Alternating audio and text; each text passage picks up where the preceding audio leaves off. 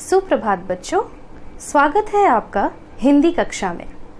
आशा करती हूँ आप सब सकुशल होंगे। आज हम लोग पढ़ेंगे पाठ 4 जिसका शीर्षक है शिक्षा से बढ़कर कोई धन नहीं। बच्चों, शिक्षा हमारा परम मित्र होता है और शिक्षा सबसे ज़्यादा बहुमूल्य कमाया हुआ धन भी। शिक्षा के बिना ना तो हम धन कमा सकते हैं और ना ही सम्मान। इसलिए शिक्षा प्राप्त करना बहुत ज़रूरी है। आइए इस पाठ में हम पढ़ते हैं कि शिक्षा किस तरीके से हमें कहाँ और कैसे मदद करता है। राजा रतन सिंह पशु पक्षियों से बहुत प्रेम करते थे, इसलिए वह प्रतिदिन उनसे भेंट करने वन में जाते थे। एक दिन वन में पक्षियों के साथ विचरण करते करते अचानक बहुत तेज बारिश होने लगी। बारिश होने के कारण वह ठीक से कुछ देख नहीं पा रहे थे, इसलिए चलते चलते वह रास्ता भटक गए। किसी तरह रास्ता ढूंढते ढूंढते राजा जंगल के किनारे पहुंच गए। तो बच्चों, यहाँ पे राजा रतन सिंह के बारे में बताया गया है, जो कि वन में विचरण करने निकले थे। विचरण अर्थात घूमना। विचरण का शब्दार्थ है घूमना।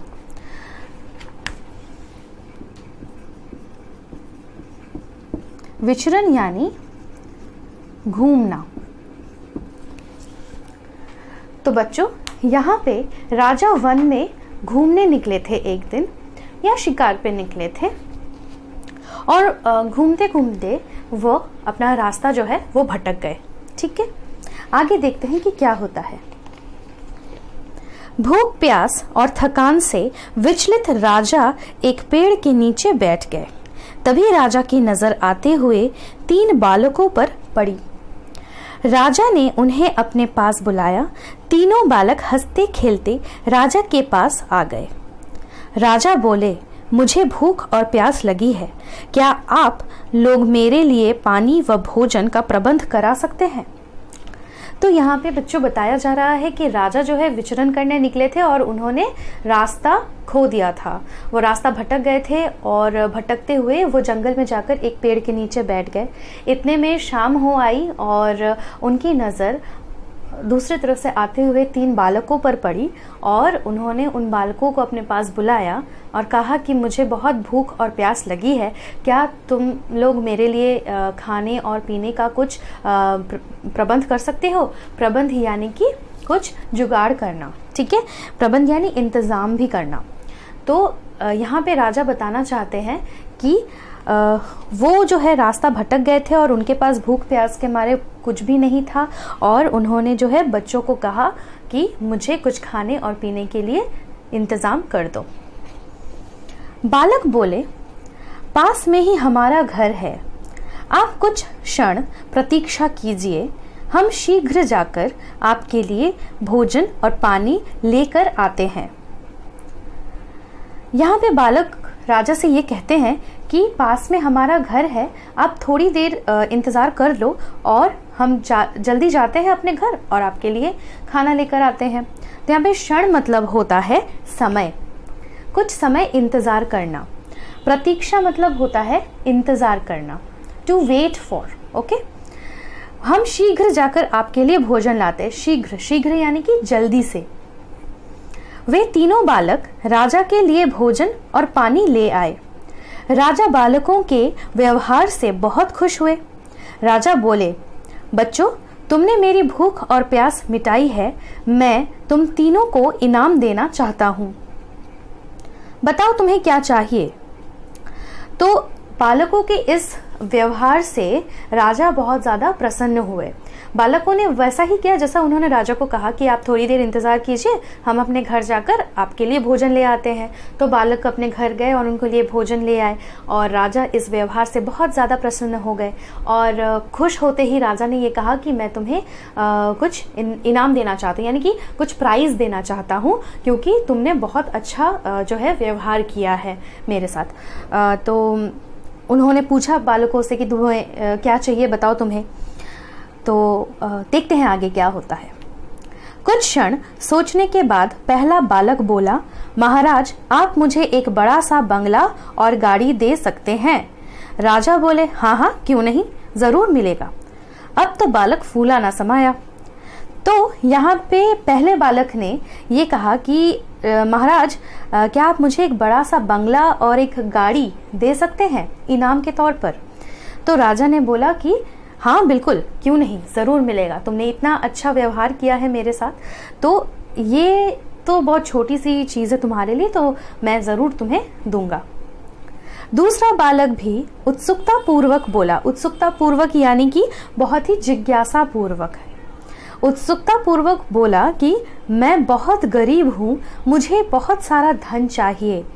राजा मुस्कुराकर बोले, ठीक है बेटा, मैं तुम्हें बहुत सारा धन दूंगा। तो यहाँ पे दूसरे बालक ने राजा से इनाम के तौर पर बहुत सारा धन मांगा और राजा ने कहा कि ठीक है, तुम गरीब हो और इनाम तो तुम्हें मिलना ही है, तो मैं तुम्हें बहुत सारा धन ज़रूर दूंगा। भला तीसरा बालक क्यों चुप रहता? वह भी बोला, महाराज क्या आप मेरा सपना पूरा करेंगे? मुस्कुराते हुए राजा बोले, क्यों नहीं, बोलो बेटा, तुम्हारा क्या सपना है? मेरा सपना है कि मैं पढ़ लिख कर विद्वान बनूं। तो यहाँ पे बच्चों तीसरे बालक ने बहुत ही अच्छी मांग की और इनाम के तौर पर राजा से उसने मांगा कि मैं पढ़ लिख कर विद्वान बनना चाहता हूँ। तो उसका ये सपना था, तो उसने कहा राजा से कि महाराज ये मेरा सपना है, तो क्या आप मेरा सपना पूरा करने में मेरी मदद करेंगे? तो राजा ने कहा क्यों नहीं, तुमने इतना अच्छा व्यवहार किया है तो बाकी दोनों को अगर मैंने इनाम दिया है तो तुम्हारा सपना पूरा ज़रूर मैं करूँगा। तो तीसरे लड़के ने बोला कि मैं पढ़ लिख कर विद्वान बनना चाहता हूँ, मुझे पढ़ाई करना है, मुझे स्कूल जाना है और मुझे पढ़ लिख कर विद्वान बनना है। तीसरे बालक की बात सुनकर राजा बहुत खुश हुए। राजा ने उसके पढ़ने लिखने की उचित व्यवस्था की। वह दिन रात मेहनत व लगन से पढ़ाई करता और प्रत्येक वर्ष कक्षा में प्रथम स्थान प्राप्त करता। समय बीतता गया, वह पढ़ लिख कर विद्वान बन गया। तो जैसा कि राजा ने प्रॉमिस किया था बिल्कुल वैसा ही किया।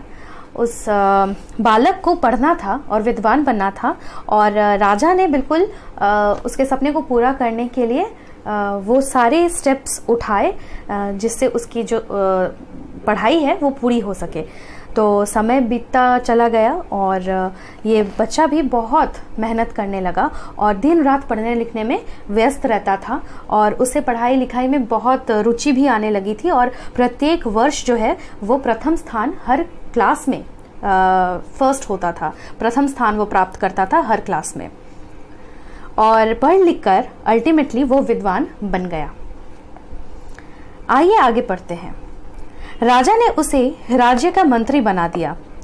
बुद्धिमान होने के कारण सभी लोग उसका आदर सम्मान करने लगे। तो पढ़ लिख कर जैसे ही वो विद्वान बन गया बच्चों, तो उस लड़के को राजा ने क्या किया कि अपने राज्य का मंत्री घोषित कर दिया। तो वो वहाँ का मिनिस्टर बन गया और क्योंकि वो बहुत बुद्धिमान था, उसके पास एजुकेशन थी, शिक्षा थी और वो बुद्धिमान भी था, इसलिए हर लोग उसको सम्मान करते थे, आदर करते थे क्योंकि वो एजुकेटेड था। ठीक है। उधर जिस बालक ने राजा से बंगला और गाड़ी मांगी थी, उसने उस दिन के बाद जीवन में कोई काम नहीं किया। तो बच्चों, आशा करती हूँ आपको पाठ यहाँ तक समझ आई होगी। तो मिलते हैं आपसे अगली कक्षा में, तब तक के लिए धन्यवाद।